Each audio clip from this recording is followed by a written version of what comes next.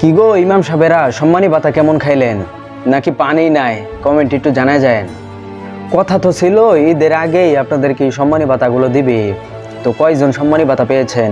আর যারা সাধারণ মুসল্লি আছেন, সাধারণ জনগণ আছেন, আপনাদের ইমাম সাহেবদেরকে একটু জিগায় দেখেন যে কয়জনের সম্মানী ভাতা পেয়েছে। কথা তো ছিল যে ঈদের আগেই তারা দিয়ে দিবে। তো এই ভিডিওটা একটু দেরি করে দেওয়ার একটা কারণ হচ্ছে যে আমি দেখতে চাচ্ছিলাম যে তারা ঈদের আগে তারা কি এই সম্মানী ভাতাগুলো দিয়েছে কিনা। তো অনেক জায়গা থেকে খবর পেলাম যে এই মানে কি ফর্ম পূরণ করা হয়েছে কিন্তু তারা সম্মানী ভাতা পায়নি। এই জন্য আর কি আমি আপনাদেরকে জিজ্ঞাসা করলাম।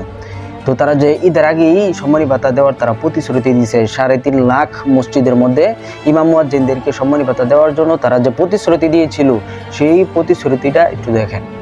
আমাদের একটা নির্বাচনী প্রতিশ্রুতি, যেটি বিভিন্ন মসজিদের সম্মানিত খতিব সাহেব, সম্মানিত ইমাম সাহেব এবং সম্মানিত মুয়াজ্জিন সাহেব সহ অন্যান্য ধর্মের যারা রয়েছেন সেসব ধর্মগুরুদের জন্য আমাদের একটা প্রতিশ্রুতি ছিল যে মাসিক সম্মানী এবং উৎসব ভাতা প্রদান করা হবে।